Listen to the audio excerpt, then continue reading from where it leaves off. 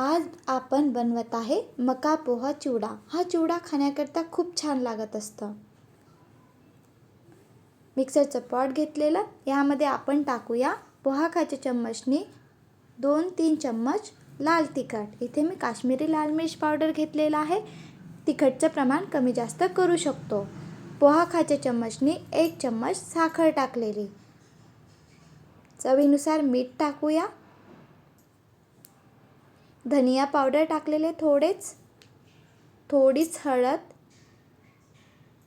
काळा नमक आणि काश्मीरी चाट मसाला आमचूर पावडर आणि जिरा पावडर आणि मिक्सरमध्ये फिरवून घेतलेला छान असा मसाला बनलेला आहे। आता आपण हा मसाला आपल्याला नंतर वापर करायचा आहे। मसाला बनवून तयार आहे। आता आपण मका पोहा घेऊया आणि मका पोहा चिवडा बनवूया। इथे मी मका पोहा अर्धा किलो घेतलेला आहे।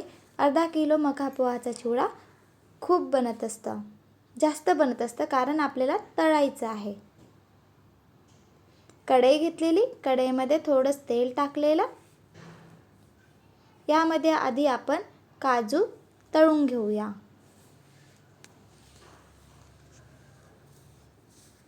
तिखटचं प्रमाण कमी जास्त करू शकतो आपण। काजू थोडाच हलका ब्राऊन कलर आला की काढून घेऊया।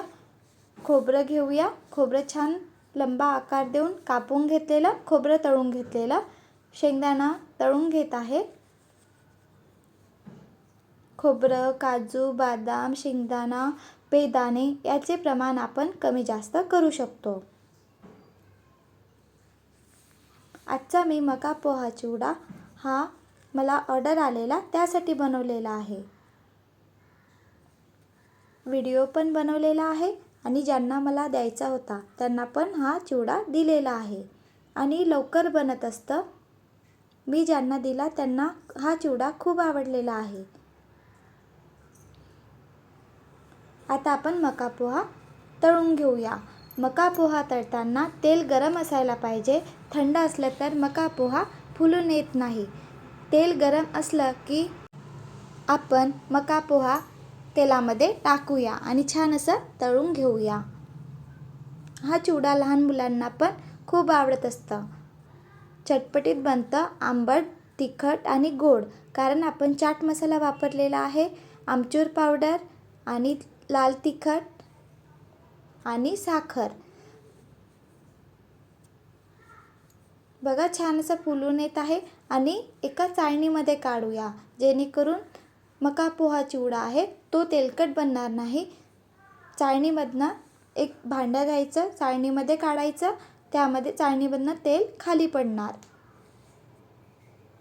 या पद्धतीने मी पूर्ण मका पोहा तळून घेतलेला आहे।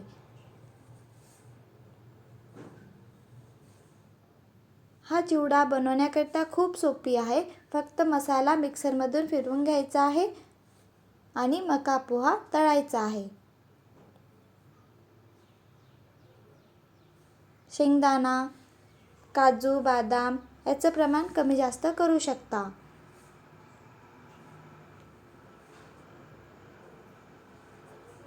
बघा छान असं तेल गरम असलं की मका पोहा फुलून येत असतं।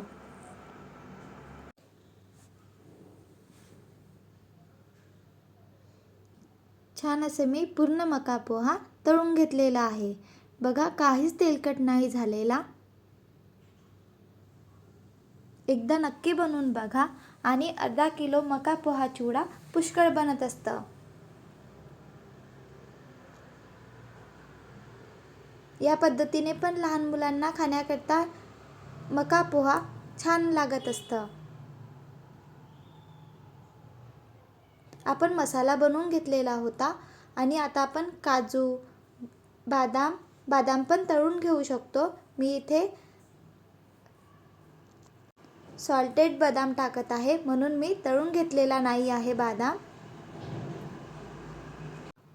काजू टाकलेले, बदाम, शेंगदाणा आपण मसाला बनवून घेतलेला होता मिक्सरमध्ये, तो मसाला टाकूया इथे मसाल्याचं प्रमाण कमी जास्त करू शकतो आणि समजा मसाला उरलेला आहे तर हा मसाला आपण सहज 2 वीक आपल्याकडे फ्रीजमध्ये ठेवू शकतो. छान लागतं हा मसाला, नक्की बनवून बघा. मी बनवलेला मसाला आहे तो अर्धा किलो मका पोहा चिवड्यासाठी परफेक्ट आहे. बघून वाटत आहे ना छान बनलेला आहे. त्याचप्रमाणे हा मका पोहा चिवडा ज्यांना मी दिलेला त्यांना खूप आवडलेला. या पद्धतीने मी पूर्ण मका पोहाला मसाला लावून घेतलेला आहे. मिक्स करून घेऊया जेणेकरून मसाला पूर्ण मका पोहाला लागायला पाहिजे. ज्यांना तिखट पाहिजे असेल त्यांनी तिखटचे प्रमाण वाढवू शकता.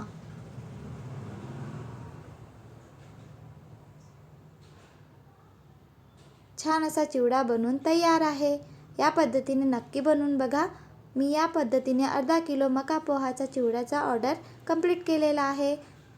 ज्यांना बनवून दिला त्यांना खूप आवडलेला आहे. बनवून बघा आणि कमेंट करून सांगा की कसा बनलेला. Bye bye.